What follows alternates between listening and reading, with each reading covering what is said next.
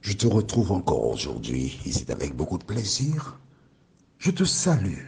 Oui, toi qui as fait le choix de te rendre disponible afin d'écouter, d'étudier, de lire la parole de Dieu.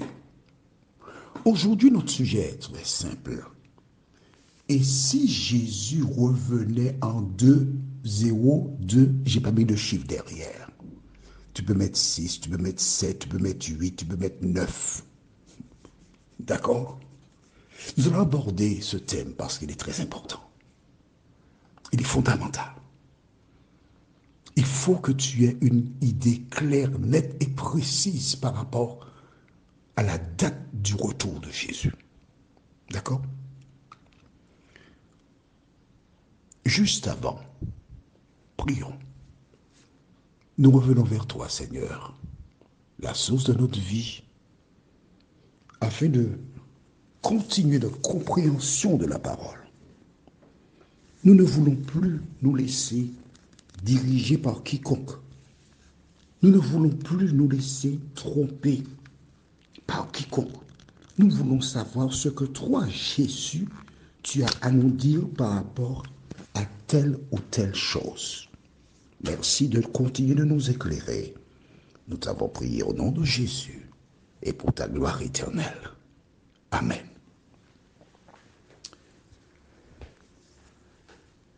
Au cours des siècles,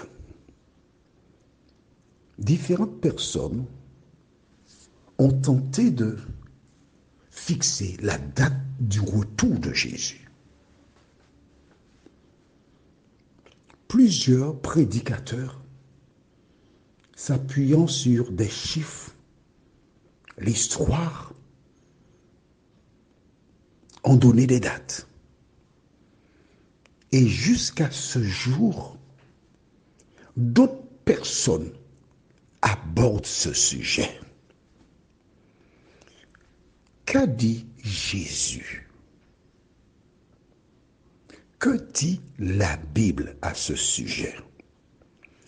Lisons dans Matthieu chapitre 24, au verset 36.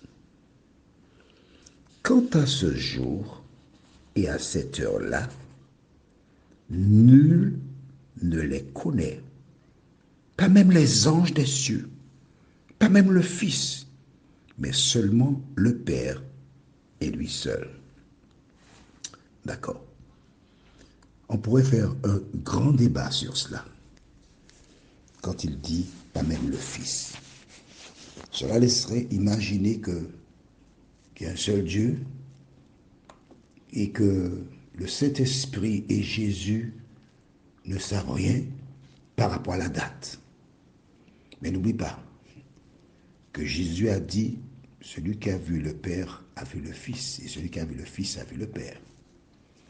En tant qu'homme sur terre, Jésus ne pouvait en aucune manière donner la date de l'avènement. Mais son retour, la date, il le sait. D'accord? Pourquoi Jésus ne peut pas donner de date de son avènement? La réponse est simple. Hein? Tu imagines? Je ne dis pas, écoute bien, si tu dormais, ouvre tes yeux, prends 2 boîtes d'allumettes pour les garder ouverts. D'accord? On imagine que Jésus déclare, je reviens le 22, non, le 27 août, c'est mon anniversaire, le 27 août. On choisit le 27 août, à minuit. Tout le monde possède l'information. Certains petits malins, que feraient-ils? Ils continueraient à s'amuser, à pêcher, à boire, à faire toute espèce de choses. Jésus revient le 27 août à minuit. Donc, on veut profiter au maximum de plaisir. Et puis, à minuit, moins 2 secondes, Seigneur, je te demande pardon, je veux être sauvé. Facile, hein? Pas vrai? Facile. Mais Jésus, il ne cherche pas à sauver des personnes qu'il accepte par peur du châtiment.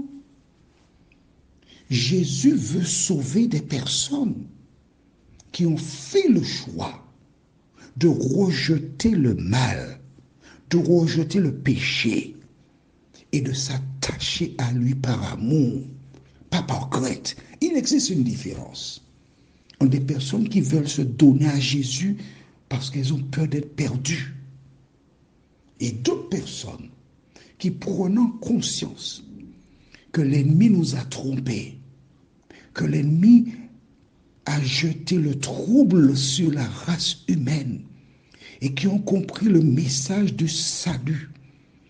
Ces personnes, sans hésiter, elles acceptent Jésus pour sauveur personnel. Elles se donnent à lui. Car dis-toi bien une chose, quel que soit le plaisir que tu trouves dans ce monde, ce plaisir-là, il est passager. Et lorsque tu as achevé, on va prendre un exemple simple. Certaines personnes consomment de l'alcool, boivent du champagne. Je connais des personnes qui, l'odeur du champagne seulement, elles ont déjà perdu la tête. Mais boire du champagne, c'est quoi? C'est verser un liquide frais, semble-t-il. Moi, je n'ai jamais bu, d'accord? Et tenir la coupe et boire. Au palais, il semble que le goût soit agréable. Et puis après, c'est la question que je te pose. Après, qu'est-ce que cela apporte à ton organisme? Comment tu te sens après? Est-ce que ça te fait du bien? J'ai connu un imprimeur quand j'étais enfant qui avait un fils. Et ce fils-là avait 4 enfants, je pense. Il aimait consommer de la bière. Il a fait une cirrhose du foie. Il en est mort. Et ses enfants étaient en bas âge. Tu comprends? Qu'est-ce que la bière lui a rapporté? Quand tu regardes et tu y parles sérieusement, tu fais un bilan. Toutes ces choses qu'il y a dans le monde, est-ce qu'elles peuvent t'apporter quelque chose de positif? Tu fumes? Sur la boîte, c'est marqué fumez-tu. Ce monde ne t'a rien donné et il ne peut rien t'enlever. Je lis à nouveau ce verset où Jésus dit, quant à ce jour et à cette heure-là, nul ne les connaît, pas même les anges des cieux, pas même le Fils, mais seulement le Père et lui seul. Ce que je voudrais te dire, mon ami, dès qu'une personne veut te dire, j'ai fait des études, j'ai découvert vers quelle période Jésus viendra, prends la fuite. N'écoute pas cette personne. Tu perds ton temps. Le seul message que Dieu a donné aux disciples, le seul message que Jésus a donné à celles et ceux qui ont accepté pour sauveur, quel est le message? Jésus crucifié. Annoncer aux hommes que Jésus est mort. Annoncer aux hommes que Jésus est ressuscité le dimanche matin. Annoncer aux hommes que Jésus est monté au ciel. Préparer une place pour ses enfants. Mais surtout leur dire que Jésus reviendra les chercher pour leur donner la vie éternelle. Il n'y a pas d'autre message que cela. C'est le seul message qui existe. Il n'y a pas d'autre. Et c'est pourquoi Amos déclare, prépare-toi à la rencontre de Dieu. Prochainement, nous verrons ensemble différents conseils pour t'aider à te préparer pour le retour de Jésus. Prions. Notre Seigneur, notre Dieu, merci de visiter tes enfants. Merci de visiter celles et ceux qui ont été trompés par l'ennemi, qui ont fait des recherches pour chercher la date du retour, la période du retour de Jésus. Seigneur, cela ne nous regarde pas. La seule chose qui nous regarde, c'est d'être prêts pour ton retour. Merci de nous aider à être des lecteurs diligents de la parole. Seigneur, merci d'éclairer celles et ceux qui se sont laissés égarer, qui se sont perdus, et aide-les à comprendre que le seul message que nous avons, c'est de dire Jésus revient bientôt. Fais du bien à ton peuple, à tes enfants, au nom de Jésus, et pour ta gloire éternelle. Amen.